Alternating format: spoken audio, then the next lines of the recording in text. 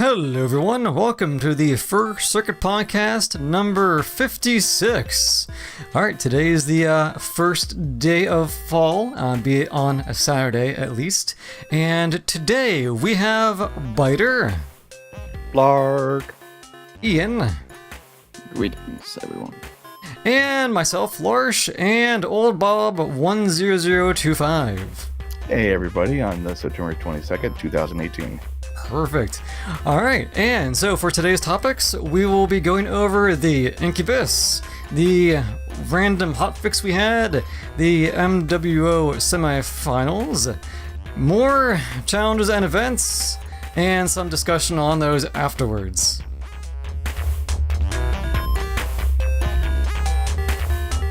Alright, well, this shows how interested we are in talking about the Incubus! Woo! Alright, yeah, Incubus, guys. So, it came out with the last patch. So, what do you guys think of it? I think it's gonna be mostly like opinion-based, or maybe some factual stuff, but what do we think? I mean, granted, Bob and I think are the only ones that really got it. Byter, you may have watched us play it, or other streamers play with it, so what do we think? well, I have a very particular opinion of this mech. It exists. It exists. It does exist. Therefore it is. I haven't bothered buying it originally when it came out for the early bird pre-order, so that's basically my opinion. And I don't think that has changed until now.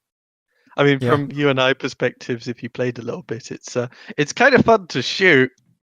Yeah, it's fun to shoot. It's fun Yeah, to it's shoot, fun not to to shoot play. at, yeah. See, the problem is, though, like one of the things is none of the mechs are, quote, at a paywall. So the ECM and Masters, no jump jets. That's one of my major concerns of it, because it's a lot better to play, say, Arctic Cheetah with better hitboxes. Because every time I actually played this mech, it was more of just, well, there's my torso over there, there's my arm way over there. This kind of sucks. And so it's like a glass doghouse, not a glass house, but a glass doghouse. And so you really have to use this as a ambush mech ish. Go in, shoot, and run your ass away from anything that's looking at you. And not having ECM jump jets or mask really hurts this mech. And there's better mechs out there to go and use. Basically like some of the tonnage for a 30-ton mech, other mechs had more armor than this thing had. I think it was 24 points that I had on my arm, on my torsos.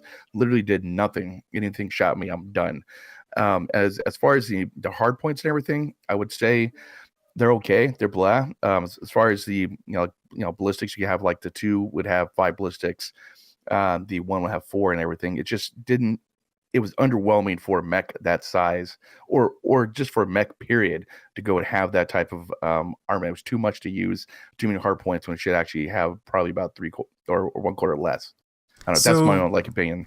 So, like, you almost have the opinion that it's a light mech, so you are running with less tonnage, but they've given you so many options, and you want to use all of them.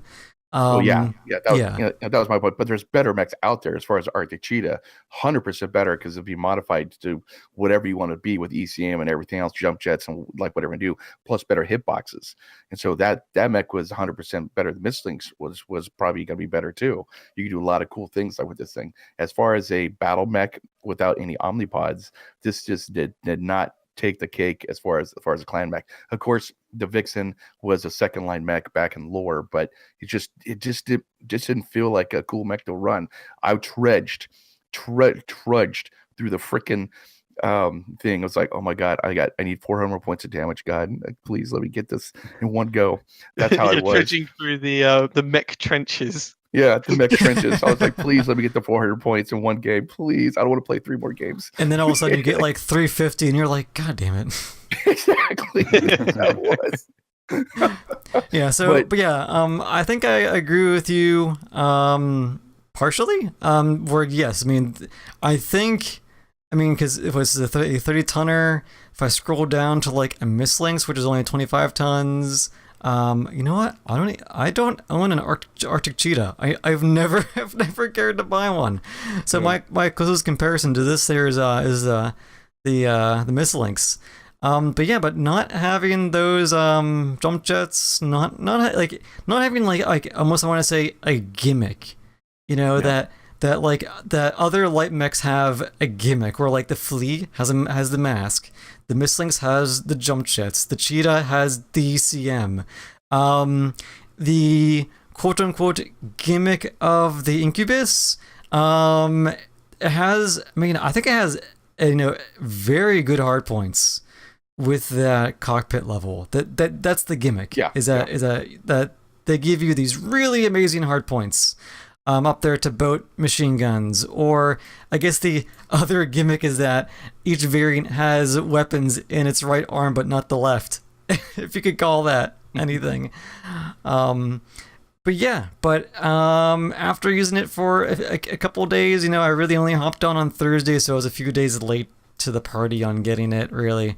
But I would say it's gonna be one that, I mean, I like, it's kind of sad because I love the design and look of this thing, and maybe I just haven't found the niche yet. Maybe I haven't found the build that I like yet.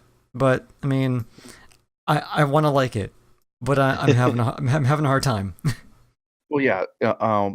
And one of the gimmicks that I did was the Ultra AC20, and it actually, with the high hard points, it was actually pretty nice. It just worked out good. I just had to make sure I just stuck with the assaults and just do my damage and then run away type thing. But yeah, like you said, you probably need a time to use it. But overall, the first impressions is I do not like this mech. I mean, just the first all impressions. But of course, over time, Byter will give me a build, or Kobold will give me a build, or Epic will give me a build type thing. I'll go, that's a cool build. Just like the awesome, like mech, the same thing. It's like, I like that build. I'll use it from now on. I just probably just have to wait. But I mean, first impressions, I'm not a big fan. All right. The way I would talk about the Incubus is somewhat like, I'm not relating it to the Mislinks or Arctic Cheetah, since they are Omni-mechs with fixed number of jump jets, even a Beagle probe and all that. The closest relation the Incubus has is actually probably the Wolfhound, if you look across tech bases, because both of them are completely ground bound, 30, 35 tonners, and you can do the machine guns, a couple of machine guns, like 4 or 5 or whatever, but your meat and potatoes is the energy weapons for the most part. You could do energy with a couple MGs. Now, the problem this has, just like with the Wolfhound, was somewhat that it's quite an easy target, and it's difficult to get about without even just having a single jump jet would have been really nice, or having ECM on one variant. That could be the make or break with it. But just like with the Wolfhound, before it was given all those armor quirks, it was a really big target, really squishy, and not really worth playing. And that is somewhat a similar problem with the Incubus. The Incubus also has the problems that I think at least a lot of the clan light mechs struggle with right now, which is, at least for me, I'm not always the biggest fan of using clan lights unless they got a whole bunch of machine guns. Like, other than machine guns, clan weapons aren't the most fun on lights. Like, the SRM splat all over the place there. Lock-up missiles are fine enough, but they're actually kind of lightweight, so they're okay. But the energy weapons, like the medium lasers, they get hot. They are super uber duper hot. So if you're looking to do, I think some would like, there's an Incubus with 3 energy in each side torso, and it's really high. I'll do 6 medium lasers, and like even the Wolfhound, that gets toasty with Sphere tech, but clan tech, oh boy, that is super toasty. Yeah. And you just don't have the cooling to really make these energy hard points work. Naturally, at least if you're an unquirked Wolfhound, i.e. you haven't got the survival stuff, you're not really actually, at least if it were me, I'm not really looking to dive deep and use machine guns and small pulses, just because you're so fragile. It's very hard to get a good return on investment. You have to find just the right opportunity. And sometimes in a game that just never reveals itself. So on average, at least, this is a mech that, due to its relative fragility, because it's got a very wide torso, it's quite an easy target to hit. It has nice agility, but it's not going to be too hard to hit. So at least with me, I'm sort of looking sometimes like those missile hard points, and I'm like, I could put streaks in there, I could put LRMs in there, I could put ATMs in there, and keep my distance and use really nice clan missile tech, rather than trying to use the few machine guns it has or the few energy weapons, because for the most part, there's way better energy and or ballistic boats out there for the clan lights. Exactly. I And think there's on. Oh, sorry, go ahead. but yeah, like I think right now is that of course when a mech comes out, these things are given out, and then after like a month or so, they might be given some quirks. That tends to happen. They might do a patch of some sort. Because I remember back when the Mistlings came out, that thing had no real armor buffs, but after a few years of being out, they gave that thing stupidly strong buffs on the arms, on the Mistlings. And the torsos as well. Yeah, exactly. So I would not be surprised if they go ahead and they do put some sort of armor buffs on this. Maybe not near future, but somewhere down the line, I could see this thing getting some sort of buff, at least in the arms. Definitely the torsos, I think, for sure, because this thing is pretty wide. Well, definitely like the Uzil, the same thing. They actually put, I think, the structure quirks or armor quirks, like on the torsos, because it was such a big target, and just that's all you had to do was kill the torsos. And I'm sure they'll do that too. For now, at least, my suggestions when building with this mech is somewhat to think of it like an adder, a cougar, or a mistling. Not a miss.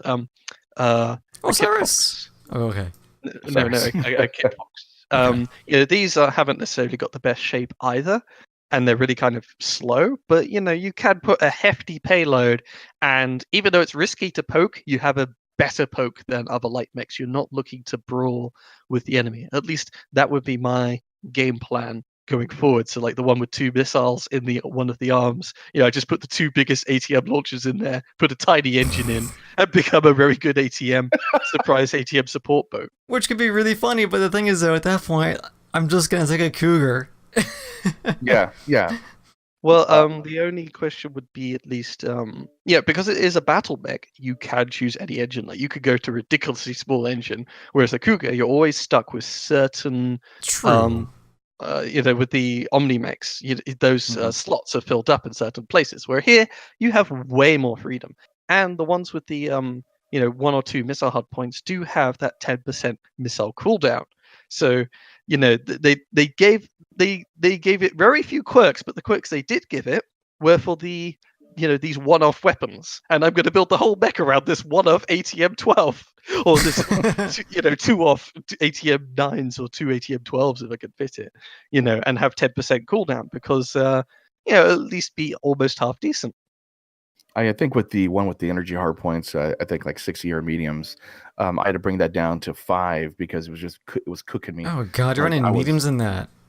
Yeah, your mediums, and it was cooking me like with that. And then once I got the skill tree going, it kind of worked out better than having 6. Just keep 5 on it though, and it worked out fine. Man, I just boated 6 small pulses into that, and that thing did really well in the one match that I had it in. As I had said when I was watching that match, at the very least, though, Larsh was that was almost like the perfect storm. It of was, a match, yeah, because both teams sort of moved up, they got close, and then they brawled for like 5 minutes or whatever, and there's just pandemonium. So this is the perfect Larshian environment where he's just skippering around all over the place and shooting random people of opportunity. That's all it was. It was glorious. Yeah, it was just Grim Plexus, and it was just a giant mash of mechs. I'm like, I'm just gonna run through them all because I can go. What's my speed here on this? I can go at like 130. So yeah. But it was something real stupid. It was like I'm just gonna run, because I can get like 153.9, and I can just run through everyone. But yeah, like I said, that was the perfect storm. But usually when it comes to light mechs or even like just fast mediums, the mediums that want to be light mechs, I just boat small pulses and then just go to town. Yeah, I think I do have a biased opinion though, because I mean, A, I don't like clans, and B, I'm more of a medium to heavy pilot. So like using lights is not my forte. So I would have to admit, I'll say this now, basically I would have a little bit of biased opinion, but overall though, I think that for people, I know it's gonna be bad, but wait until the C-Bill thing comes out for them. Yeah, I would say wait until the C build one comes out. If you're half and half, yeah, just wait. But if you like these kind of battle mechs and you want to have these really good hard points and you really, really want to go for it, sure, but I would still lean on just waiting. It still has the awkward problem, at least if you're buying the packs, that the Incubus 1 and 2, I think, are pretty samey. Yeah. Yeah.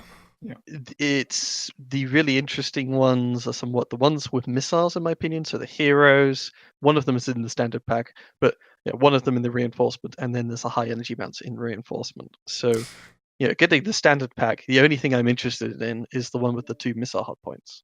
And Yeah, that's because I could do 2 big ATMs with 10% cooldown. Amazing.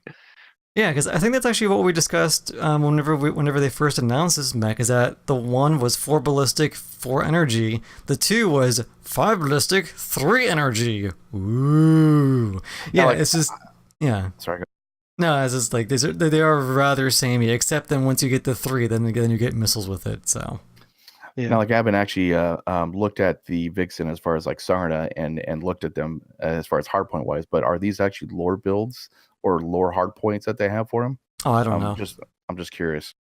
But yeah, kind of like packs like the Flea, the Walker wasn't too bad. The obviously the Warhammer was really, really good pack to purchase. Like some of those things. But yeah, like I said, it's a Seagull mech. So, as far as I'm aware, I think the Incubus, all of them are actually lore builds except for the hero, of course. Yeah. Obviously, the builds don't use all the hard points. The hard points is somewhat PGI's creation, though. Of course, they have to start with, if this one has a streak 6 in its arm, well, it has to have a missile hard point now, obviously. True. I mean, the original tabletop lore, ideas of lore. So they sort of these are supposed to be like dueling mechs, and they have originally in their builds. Yeah, low armor, but also bracketed weapons, so like large pulse lasers, ER mediums, and then machine guns for up close. That's not dueling. Oh my god! If I were to go ahead and duel against a Mistlings or a Cheetah in this 1-on-1, oh dear god, no. I'll get chewed up clan dueling, where it's like you say, "Oh ho ho ho! I could kill you with just my large pulse laser. I shall turn off my mediums and my machine guns, and I shall beat you with that." Yeah, that's according to the lore stuff. At least that's the impression I got. And I'm pretty sure that those people who do that usually lose their battles.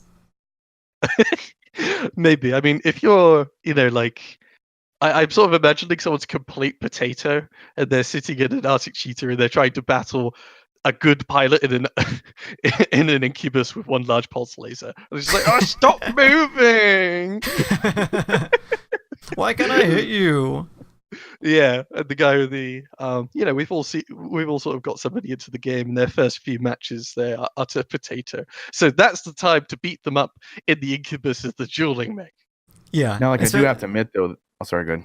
Oh, go ahead, dude. I'm good. I do have to admit though, the paint job is phenomenal. I do like the paint job; it looks gorgeous. As far as like the mashing of colors and everything, and then with the event that just happened for the Incubus, you do get a digital paint job. But the paint job on the hero looks astoundingly great. Yeah, just the hero and like the 1S. Like, yeah, I mean, I think that's one thing I forgot to even comment on too, is that these are they're just pretty, especially like the 1S. It's like they took just like spray paint cans and they just faded all the colors in.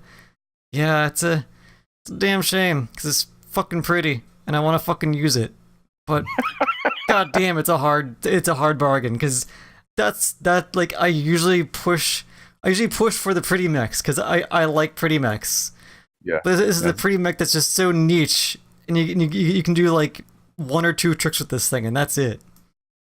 Until I find it.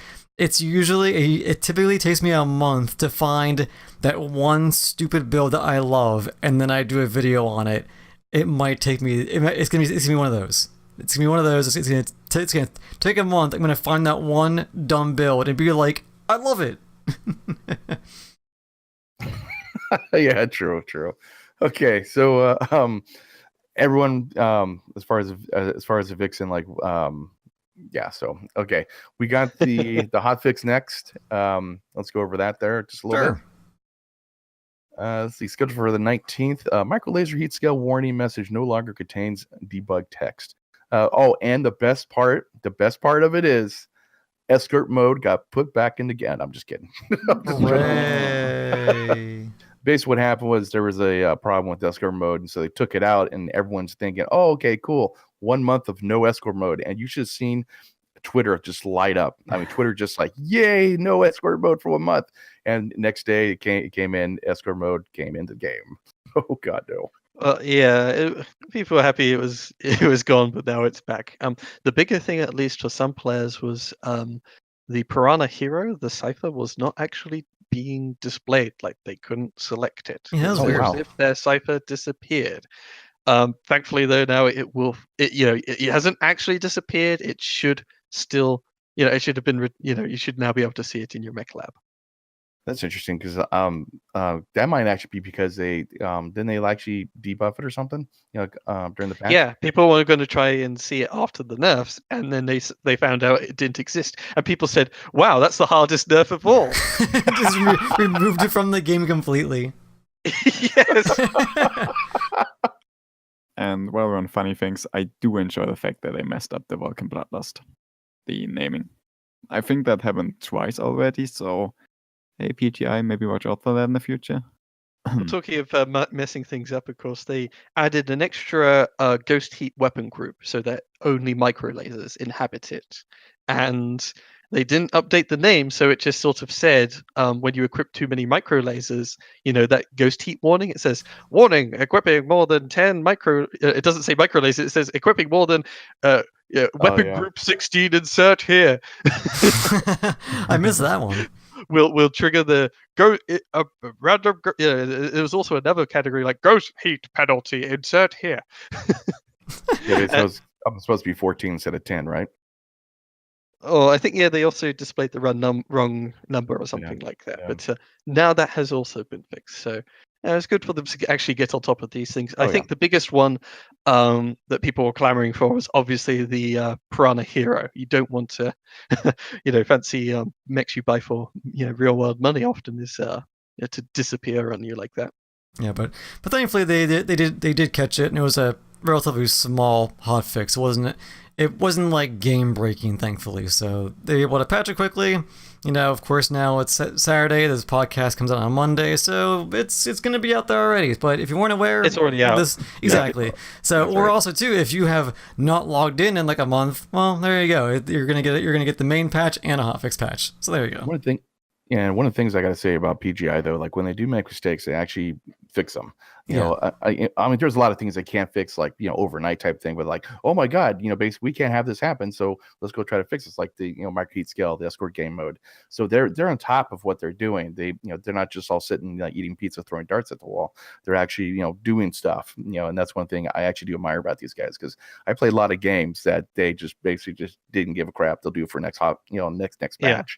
So I have to say, good kudos. Sorry, man, go ahead. Yeah. We last week didn't cover the escort removal thing because that was actually added just before the patch went out. That somebody pointed out there was the error, so they say, "Oh, okay, we're removing escort until we solve the error," and they solve it just a couple of days later. So that's very much on point, even if a lot of people don't particularly care for escort. Well, sorry, go ahead. If I may rephrase that, though, PGI is on top of things where they recognize there's an issue. Yeah. Also too, it's like during our last podcast, we normally don't read like, here are the art fixes and here are the bug fixes. We normally kind of skip over those a little bit more than the regular big stuff that's on the. Well, I did read through all of them before, but when we covered it, it wasn't actually there. Okay. Yeah, they updated the patch notes. So after we recorded the podcast and before the patch went live, it said the stuff about escort. Mainly I just look at the art fixes and go, okay, cool. Type thing. I really don't pay attention. I usually read through those because there's sometimes some really interesting art fixes. But that time they just had stuff like, when the Cyclops pilot starts up their mech, he doesn't actually press the buttons, he kind of misses. And we fixed that. Gotta fix that one little finger press. Yes. Now we're happy. It's only with Now one the hand. game's fixed. One step at a time. Everyone will be able to press the buttons on their mech when starting up. Could you imagine Hey. if just mainly if that button was actually functional? Just every match, the Mechwarrior would just not hit it, and your mech wouldn't power on. You know, Just be standing there. It wouldn't make a beep noise, it just makes a thunk. there's one thing that always been bothering me about Mechwarrior. You know, basically, as far as like when you have 12 mechs within a mile of each other, they all, you know, basically everyone gets together on the planetary assault, and they basically run in, they turn off their engines 1 mile from each other, and then they turn back on again. I never understood that as far as like it being a way. Well, I guess like, you know, like aesthetically you have to do that because, you know, you got to start up your mechs, looks cool, you know, start up your mech and everything. But it's like we all stop 1 mile away from each other in this big map on the opposite sides. It's like, oh, turn off our engines, oh, turn it back on again type thing. I never understood that. Just never did. I'm sure you could come up with some very, very roundabout solution to that. Like, you know, all the mechs are mailed there earlier, and then the pilots all arrive and, you know, drop ships at the same time. Yeah. But anyway, Hotfix was super quick. So, but next up on our list there was the semifinals. Yeah. They have begun. This is the one where they're playing stock mechs, right? Yes. Okay. I'll have to check these out then. I haven't been watching these. Yeah, I want to see how the stock meta has developed in competitive. Yeah, I haven't watched it yet. Yeah, so for So- once, I am actually really excited about the championships because I want to see this. Yeah, same here. Like I think we talked about that during last MechCon, where, you know, we're all sitting here. It's like, what, you know, basically let's have a stock mech. That'd be really cool. And then behold. Behold, yeah, I know. It should be interesting. Like, I will check some of these games out though. Like, I'm not a big fan of like tournaments and stuff like that, but I will check these games out just to see, you know, kind of like, oh, that's kind of neat, you know, type of thing. And you're gonna see some of the games in person, aren't you? Yeah, I've been going to MechCon, so I'll be seeing So- some people there. In terms of competitive, though, as far as I'm able to gather, we've narrowed it down to the 12 top teams, and you know now they'll be facing off against one another. I'm not sure if it's knockout, but you know at least it's branching up and up and up, and the teams are getting knocked out slowly over time. Yeah. I think it's still the usual format of only Tuesdays, Thursdays, and Saturdays for competitive. Let me check But- the schedule here. Like if we look at the schedule right now, at least there's a whole bunch of matches to be played. Was it 21st, 22nd, 23rd, and they haven't planned the rest ahead. And these matches, are they actually being streamed? Yeah, I actually, think so, yeah. Yeah, they Yeah. are. Yeah, it's usually on No Guts No Galaxy, I believe. Select I think- matches I are think- being streamed, not all of them. It's a Twitch TV.Piranha Games with Piranha Games this time. P17. Yeah, that's interesting. Yeah, cool. I'll Yeah. check it out tonight. You know, why not? Yeah, a good chunk of them are match time is pending, but yeah, but they got the first few ones are listed for scheduling. Got Saturday, Sunday, Sunday, Sunday, Sunday. For a lot of these here. Sunday. Yeah, so right now most of the games are either Saturdays or Sundays right now. But yeah, so they are coming up when. So just keep an eye out when they update this page. Then you'll be getting all them lovely times, so we can see who wins. Yeah, I mean, if you're going to MechCon or looking to the finals there, then this obviously is relevant. But I'm just curious just to see at least one or two matches of stock meta. I want Yeah. to see what mechs were chosen, which I ones know. became the new meta mechs. The commander has become meta. Yeah, because I mean there are times when stock mechs they're tough to play because I popped them. Well, Snugs has a stock mech Saturday. I was just about to say that too. yeah, and I forget if you were there, Bob, but I popped into one day and I was like, I completely forgot that it was Snugs just stock mech day. I went ahead and chose like it was what the hell was it? It was the Hellbringer, and I was like, what is this?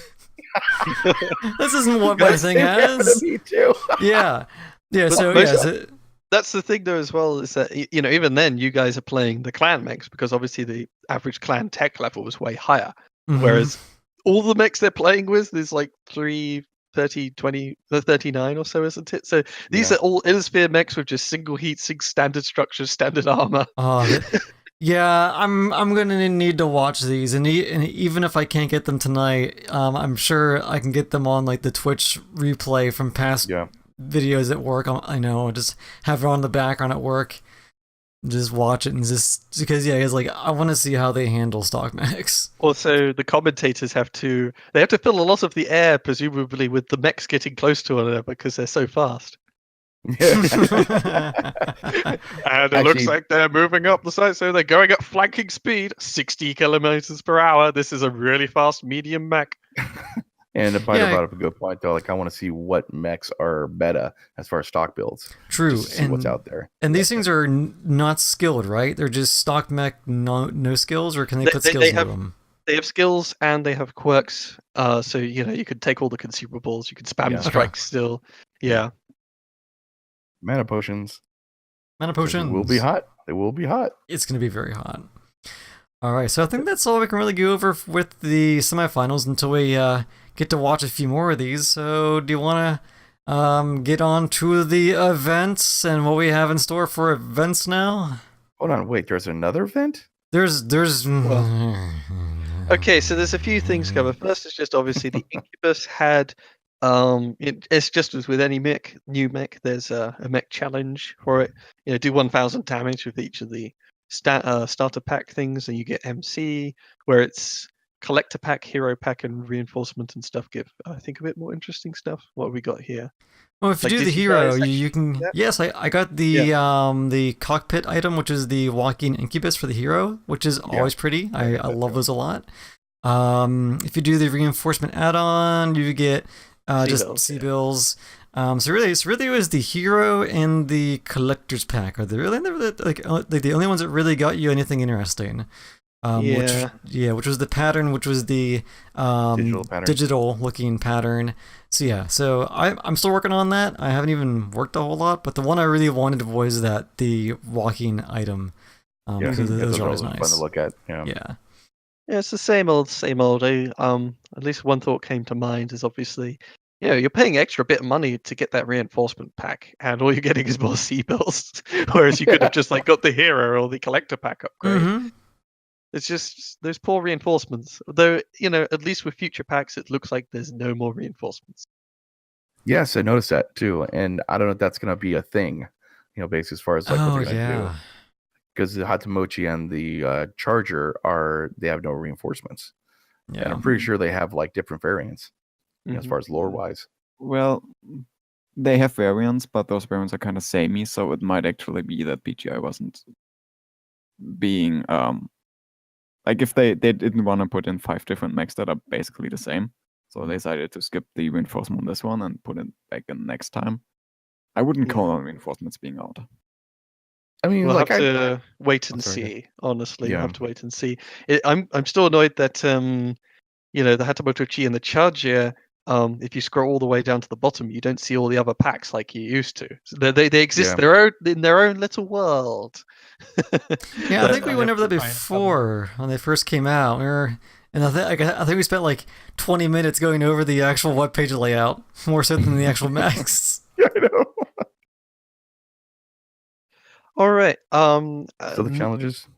Well, next up, I would talk about the MWO anniversary event and sales, because there's a whole bunch of stuff going on with this. So starting on the 19th to the 25th or so, it was double XP along with 50% extra C-bills earned with heroes and stuff like that, rather than 30%. So if you jump in your hero mech, particularly if you got them in that bundle sale, you get twice the XP and 50% extra C-bills, which is really nice. There's also, I think, cheaper premium time. There was also double conversion XP. So if you want to convert mech experience to general experience, you get twice the same amount out, twice as much out as you normally would. But there was also, if you convert stuff, they did the conversion rewards. So if you convert 5,000 XP to GXP, which is about 100 MC right now, you get the Metal Pipes Warhorn, which is what I think came with the Thanatos. Yeah. Mm-hmm. So that's a lot cheaper than the usual Warhorns. It's up to you whether you think 100 MC is worth it. But yeah, you get the Warhorn and 5 times the consumable pack. So 5 UAVs, 5 cool shots, 5 strikes. I think something like that, right? Yeah, and then after you get that, you can get some more cockpit standing items. So if you do 50,000 XP conversion, you get the Blazer sidearms and a 20 times consumable pack, and then afterwards it just becomes C-bills, and then you get a few more standing items at the very, very, very bottom. Yeah, the 5,000 one though is really nice because it's only 100 MC, whereas 50,000 is obviously 1,000 MC. Yeah. So you're spending a lot to get, just even the first 3 items on this list. I mean, and going up to 1 million is that's a lot of MC. Yeah, just for some standing items. Being the OCD person that I am, though, like when I look at mech experience, I have 794. I'm like, God damn it, I'm not getting or the mech chassis like XP. I'm like, man, I got to get that out of there or something like that just to get it out, that type of thing. So I might actually do a couple of these, but not to the extent of 50,000. That's just so no go way. Go ahead and take up my Nova that we all got. It's a champion mech. Gets you extra XP. Some guy knew that actually built that. I don't know who that guy was. Yeah, no, some jackass. They gave us the free Nova. But yeah, if you got the MC, also you get the MC from the events too. So you go and use that, and that might help you out to go and convert some XP that you need to go get rid of. Yeah, I'm up to like 3k MC from events, so yeah, I could spare 100 if I wanted another one of those. Yeah, definitely. It's not like the bagpipes though in the past when they did that. So the bagpipes was cool. Yeah, that was cool. Awesome. Yeah. So they also had the Mechwarrior anniversary challenges and the founder mech challenges. Now, have you guys done these yet? Because I haven't actually done these yet. Not yet, no. The anniversary challenges, one thing I did like though, they have the names Double or Nothing, Are You Experienced, like stuff like that, and it coincides on what actually you need to go and do. Like Are You Experienced, like get 50k at XP in any mode. I mean, that's a really cool name for it. They're actually thinking about the events, which they actually put some thought into instead of get 5 kills, get kill down a UAV, and they're actually putting names to this. It's not much, but it's a little tiny bit you put into a game that makes a game better. Mm-hmm. Yeah. So again, it's a weekend full of events. Yeah, because you have the anniversary ones, and then you have the Founders Challenge. So if you own a Founder mech, which I know I don't, I think Bob, you mentioned earlier that you don't have a Founder mech. No. Byter, Ian, you don't have any Founders? No Founder mechs. Package, sadly. What's that? I only have the smallest Founder package, which didn't come with mech. Sniff. Dang. But if you own a like the Founder Jenner or the Hunchback or the Catapult or the Atlas, you can go ahead and your rewards are just going to be MC and C-bills. So if you have one and you want to get that extra little bit of in-game monies, you can. If you're a founder and haven't got enough C-bills yet, now is your time. Yeah, which really makes you question: is this event really worth it if you have a Founder mech? It's an extra little bonus that reminds you to actually take those things out. I don't see many Founder Jenners around. Nah, you never do. Now, what's the difference between a Founder mech and a normal mech then? Like, there's nothing, right? Just C-bill boosts. Yeah, it's just like it's a basically champion variant. Oh, okay. Yeah. Okay. Well, it's like a champion, but it's got a different letter, so it gives C-bills, I think. Yeah, because the champions gives XP. Yeah, I would say the anniversary challenge. Yeah, it's got a lot of the easy ones, just sort of like get 500 match score, accumulate enough XP or C-bills, just play enough. The one that would get kind of annoying for me is the ones that are map based, because these actually have some really good rewards. These are the ones that actually give MC or an XL350 engine, and there's going to be that time where you played all the maps, but you never got on Mining Collective, and you just want Mining Collective to get the 100 MC, and you don't get a chance to vote for it, and even when you do, you're outvoted, and it's going to be the most painful thing. Yeah, because I'm never gonna get on Bog because no one ever chooses Bog. Terra Therma. You'd be surprised. I see Terra Therma more than Bog because people choose Terra Therma because they know they're gonna piss someone off with their '4 multiplier. Or Polar Highlands. Well, no, dude. I see Polar Highlands way too often. No, people just vote for it to piss people off, though. I see it so often. It almost seems like people aren't doing it to piss off someone because you see it every freaking match. But Yeah, something is funny like though. The one map I recognize that isn't featured here is what's its name? Rubelite? Alpine Sleeps. Alpine Sleeps, exactly. Yeah, Alpine So Sleeps. at least I realized that no one's gonna vote for that one. Now the problem, like Byter was saying, though, the problem that Byter was saying though is that the depending, you're basing a reward depending on the public to actually pick that map. That is the most frustrating thing I know for myself. If I'm sitting there, I spend 6 hours playing the game, and all I need is, like, say, Caustic Valley never comes up. I'm like, screw this, I'm done. I got other things to do. Yeah. And so never, I never could understand basing something off of the public to go ahead and pick those maps or pick a event for, shoot down the UAVs or that kind of thing. And I never understood that. That's just me, though. The UAVs and such, I could see. I mean, the thing with the UAVs is, you have to hope for the enemy to pop a UAV, and then, you be the first one to shoot it down. You're battling 12 other guys to go kill it. Yeah. But every single match, you can cling to hope. You could just sit back there Hope is staring gone, my at friend. the skies. Hope is gone. But with these map selections, of course, your only hope is to get Caustic, and you get another map. Well, you can't really cling to hope while you place that match. You just want the match to be over with as quickly as possible so you can roll the roulette wheel. Whereas with UAVs, you can try and metagame it and go, is there a way I could make them pop their UAVs? Is there a way is there a good mech that can sit back and, pop any UAVs that come up? What is there a way? There's always hope with UAVs, but with this, it's just literally rolling at the die, or at least, you're just hoping that your vote works this time. Yeah. Right. Yeah. Now, with all these events, we've been smacked in the face with a lot of events recently. Jeez. It almost seems like event overload every weekend again. Or do you think we are reaching a point where we're just getting too many events again, or are we in like a nice, comfy area when it comes to these? Well, like before they had events like once every 2 to 3 weeks, like I would say. Sometimes it was like back to back. Sometimes it was like, okay. But lately, just like you're saying, it's like every week or every week there's 2 events going on. One for the mech itself, one for everyone else. And then next week after that is, hey, there's another challenge to Green Machine, and everything green gets like an event type thing. I don't know, but I think it's event overload, and I hear this from a lot of people that they're going off doing other things because they don't want to be sitting there to go do the events. Now, you don't have to do events. Don't get me wrong. You don't have to do these things. You don't have to do them, but you lose that edge of getting the MC, the free MC that a game like Mechwarrior Online does, because there's not many games out there except for Star Trek Online that give you free MC just to go play the game, and the MC can be used like money to purchase hero mechs and everything.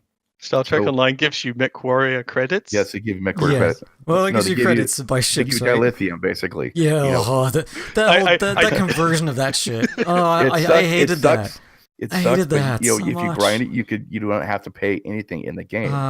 Same thing with Mechwarrior Online. They give you the stuff. They're right here, man. Take it. And so if you miss these, the next sale coming out, you're like, man, all I need is 100 MC. I should have did the event. Yeah, Yeah, like this reminds me of, like, I'm gonna make a South Park reference, for those viewers who watch South Park.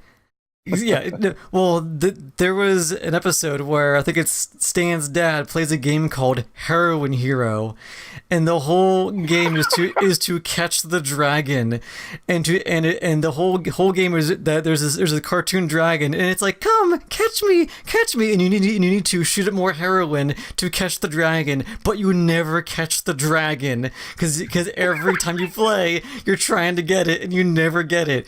It almost seems like I'm trying to get get the C-bills and the MC, but I never have time due to work or being an adult, and I can never get these things. Well, that went in an unexpected direction.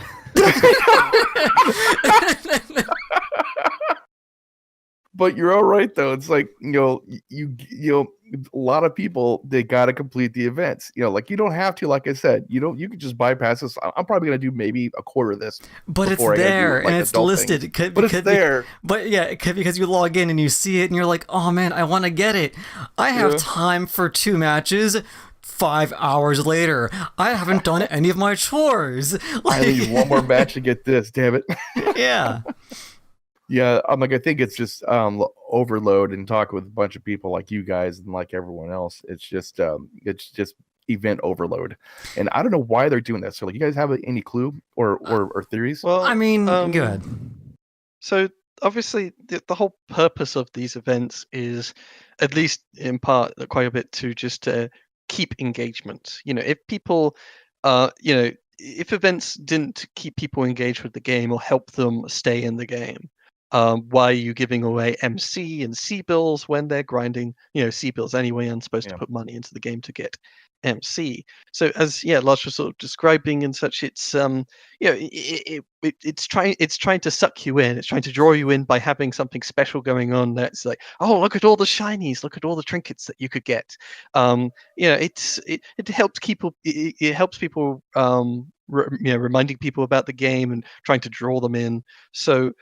There is obviously an argument for a lot of free-to-play games to have these, daily events, weekly events, monthly events, that type of stuff. You want to keep the content train going because that's how you keep people playing these games. Now, there is obviously at least, Mechwarrior Online only has these grand events that everybody takes part in.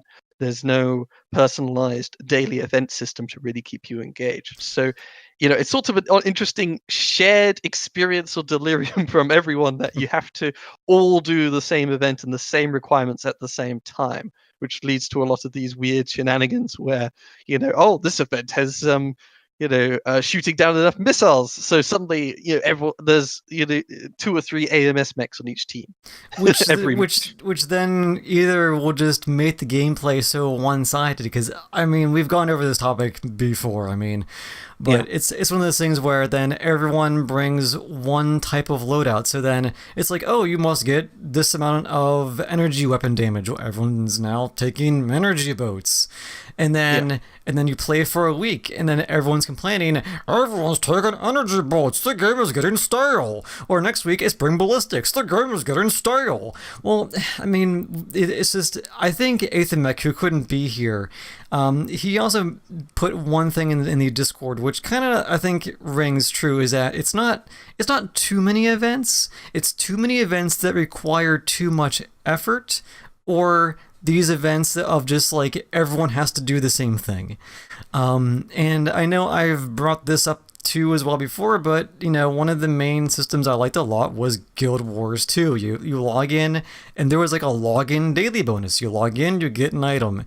You do a personalized, you kill so many boar, you can get this. Like, it shouldn't be specialized to a weapon group, so they have the challenges of do so much damage, or something to that effect, and that works out well because people were doing damage, taking in the things they want to bring out, and they can still bring a variety of things but still get that same thing done, or just or have I forget, did PGI do it one time where they had a large monthly long event? So, I forget, because that worked out well, I thought. In terms of recent-ish events, at least, we've had, there's this weekend-ish event going on. Last week was the Weekend Warriors weekend eventy thing going on. The week before that, I think, was Turtle Bay, the faction stuff going on. It was 1 week of quick play, wasn't it? Also, 1 week of faction play.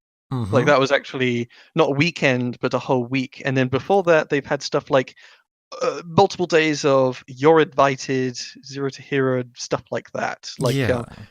They did daily things, and now they're back to just weekend things. Yeah, So like the weekend grinds are hard, man. Yeah, they are. Especially you got to do adult things, you know. Yeah. Which also too, I mean, Byter, actually, I think you brought up a good point from one of the past events was, they had the faction warfare event, and that brought the player base back to faction warfare like in full force for almost like a good chunk of time. Yeah. And now if you log into faction warfare, it's no one's there again. So and it's Food just, pellets. yeah, it's a food pellet, and I mean, I get it. It's a free to play game, and you gotta get your player base to get in, to get hooked, and you gotta do some sort of like event thing to get them in. But they shouldn't do these teeter totter events where everyone's taking the same weapon group, or everyone's doing faction play, or everyone's doing Solaris 7 that no one even goes into anymore. I'd like, at least with this anniversary thing, for what good it is, it's still modes all. You could do this, you can earn this in Solaris, you can earn this Yeah. Yeah, and that's very good. faction play, etc., etc. So I wonder actually, because scouting or invasion, like mining collective, is never there, sadly. So Yeah. So that one you gotta do quick play. you got to do quick play for the map ones, which is kind of a problem with those map specific ones. It just goes against its own ethos. To speak more directly, I guess, I don't mean not to be too mean or anything, but like with you, Larsh, or others, like I think Bob has spoken this as well, like just feeling burnout about the game. Yeah. And part of the thing is, you want to take a step back from the game for a week or two, and the game is just like, hey, listen. Oh my god, yeah, it is the dragon, or it's the dragon or Navi from Link. Or Zelda. Yeah, that was what I was alluding Yeah, to. it's like, hey, listen. Yeah, the game wants to draw you back in. That's what the events are doing. But you're also like, I just want my own time. Yeah, it's like, hey, mom, just leave me alone for once. But no, but that's why I've actually forced myself to only come on maybe during like a Friday, during the patch day on Tuesdays, and maybe like a smattering here on there on the weekends, because I mean, I think I posted it before somewhere on Twitter, but I put a lot of things on hold recently because this game was sucking me in too much. And I one day I woke up, I looked at the house, and I'm like, my house is physically falling apart. I need to step away from this. Yeah, actually, I'm the same boat too. Like I normally stream just Mechwarrior like on Wednesday, which is hump day, and I do it for like 3-4 hours, and then after that I look and like, holy shit, basically, like on Friday too, like we do like, kind of like some cool theme thing. And I, just like you, man, look at my house, go, wow, my dishes are piling up. Holy cow, there's cat puke over there, like type thing. You just kind of look at the stuff. In your section, let them know that. That's my wife there, but only my section. But the whole thing is, you get burnt out, and when there's so much stuff to do. Granted, like I said, you don't have to play, you don't have to go play the events, but being doing a Twitch and YouTube, you kind of have to sometimes just to get that footage, just to play the game. So I'm sure like RJ, Bryos, and like everyone else, they do the same thing. They're like, wow, another event. Okay, crap, I go play this game again. But it's just burnout stage is hitting a lot of people. And I talked to a lot of different YouTubers and Twitch streamers. They're like, okay, and they're doing other things. You notice this too. If you watch a lot of Twitch streams, they're actually playing other games. I think it's like I'm not gonna say names, but they're playing like World of Warcraft, or they're playing Elite Dangerous. They're not only doing Mechwarrior, which they've been doing for so long, they're doing other things just to get out of that burnout stage. And that's what I'm doing too, is doing different things, because you have to. You're just gonna sit there and just rage quit and smash your computer just to get away from the game. And beside the thing that you just mentioned, where people are drawing in to the point that Mechwarrior Online is basically the end of their life. Well, not to that extreme, but it's the center of my life every weekend. Yeah. Until I'm done with the events. There's also the opposite effect that I am encountering, where at some point, if you throw people food pellets, eventually they're not going to be hungry anymore. Yeah. So what I noticed when the whole event thing first started back in the day, like years ago, I was kind of a completionist, and every time I wasn't able to do an event 100%, I got really mad at myself. And now I've reached a point where there's an event. I look at the event, I look at my timetable, and I'm like, okay, I'm gonna log in, I'm gonna play it.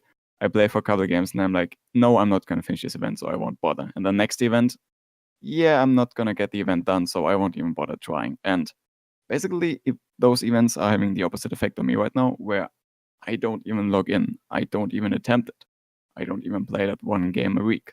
So, So what do you, and what do you guys think of how that could be fixed? Basically, as far as the events, burnout, and everything else, playing constantly, not like all that kind of stuff. So, what would you guys think that it could fix? For me, there are two things that would fix it. Which we've talked about, do daily things, small things. Yeah. But the other thing that I would be interested in that PGI has already done, where we know they can do it, is to rare events and big events. To the point where you only have an event every couple of weeks, or like maybe once a month or every 2 months. And at that point, the event is big enough that even if you're completely burned out, even if you don't really have too much time, the event is good enough and fun enough that you're willing to make that time and jump back in the game. Yeah, because even if the event is long enough, and if it's like a month long, you don't feel pressured to come back every single day. Yeah. Yeah, I would say one of the most simple things would just be put a good fresh paint of count on these events, and some have done that quite nicely. Like, if it's something like a Christmas event, they show a Christmassy mech, they're giving Christmassy items. Yeah. It's Christmas, and I can get along with the Christmas event during Christmas. But like the most recent one right now, the anniversary event. All it is sort of one line on the website. I open it up and there's sort of just this kind of colorful hunchback standing next to a boat. And I'm just like, oh, okay. It has no flavor. Yeah, it has no flavor. And this event, by the way, it's supposed to, like, it's extra rewarding founders. It's there's the event going on, but there's also the double XP and extra C-bill grind. Like, this is a huge amount of extra stuff you're getting for it. But on the website, at the very least, it's hello. Yeah, it's like the same thing we've seen before, and it's like, oh, it's just another weekend grab bag. Yeah, I would say, obviously it's a lot of extra work, but if this is MWO anniversary, at least say how many years. Bring up the hype. Yeah. Oh God, yeah, you're right. You want to hype it? What year is this? Yeah, and other things just like if it's the Christmas event, you make the main page Christmassy. Just instead of black, use green. Christmassy colors. Just change the color palette. Yeah, and if at least with this anniversary thing, since it is actually it is really rewarding to play right now, but it's just this little title card. If this whole thing was that anniversary kind of colors they're using, like orange colors, I guess, orange and blues, just all over the webpage, you're like, whoa, there's an event going on, and it's a big one, and you sort of feel it, but they aren't doing that. Well, that's the problem with like PGI that they've always had is the hype patrol, basically, or the lack of it. Yeah, the lack of it basically was just like the promotion, the hype, the hype that they want to give to this game. There's so much they can do to this game to increase it, to get it out there. But of course, they probably don't have the manpower to do that kind of stuff too. So, like you said, it's just like, okay, there's an anniversary challenge. Okay, what's on it? Shoot 10 missiles, 500 XP score, 5, that kind of thing. And it's not really anniversary. It's not like, hey, thank you for being with us for 6 years, yay, type things. Nothing like that. It's just, here you go. Here's another event, guys. Hopefully you guys don't leave, type thing. I actually really like the idea Byter just had, just turning the website into the colors of the event. Yeah. That's a thing of editing a single CSS file. That shouldn't be any work. Or like add a banner somewhere. Say, hey, we're now this many years old. Change the background, something like that. Yeah, something simple. Shouldn't take too long. Yeah. 10, 20 minutes maybe. The other angle I would say to perhaps improving events beyond, having personalized daily things, because that's a lot of work. We quite liked it when they did the faction play event, because we all suddenly jumped on faction warplay, did some invasion modes, and said, "Hey, this is actually kind of fun. It's different from doing quick play all the time." Yeah. Exactly. This game has, quick play, but it also has invasion, it has scouting, and it has Solaris. There's lots of modes, and we all just play quick play all the time. So you want to shake the cobwebs and sort of push people towards doing other modes. And again, you just need to do the right marketing and get people excited to actually play Solaris again. What's Lars? I forgot.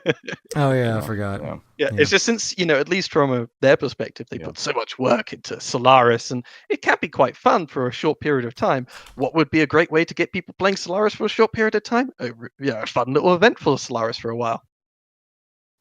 I know, like when they did the faction warfare thing in Turtle Bay, man, I was just excited. I played freaking faction play. I'm like, yes, this is kicking. And then as soon as it ended, I'm like, wow, that's a 25-minute wait time. That's kicking. Yeah. Or like a, basically it's like, okay, well, that kind of sucks. Yeah, type thing. But yeah, like you said, it's just marketing, and it should actually be exciting instead of like, here's another event, guys. Have fun, enjoy. Okay, so maybe we could actually summarize some of the ideas we had right now. Okay. What I can think of is, obviously we talked about hype. The biggest thing that the game is always missing is hype. Then do less events that are bigger, or more events that are less impactful, and extend the duration. Those are the main things we talked about. And Right? daily events too, by the way, too. Like individual events. But like like we keep on saying, it's kind of it might be hard for them to do. Yeah, daily events are probably too much work. Yeah, so I think since we've seen it before and it worked out well, was just larger, month-long possibly events. Mm-hmm.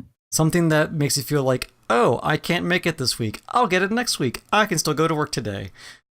And for the love of God, Matt, please hype it. Do some marketing. Do Yeah, something. that's always been my biggest gripe. And I've gone on Twitter and I've said, hey, you need to hype it, because even like it was like the last town hall or whatever it was, whenever they're gonna do the podcast for Faction Warfare, I was like, you gotta hype it, you gotta get us in. And there's like minimal hype, but like I now I'm like, I can't even recall what was even done, because it wasn't really much.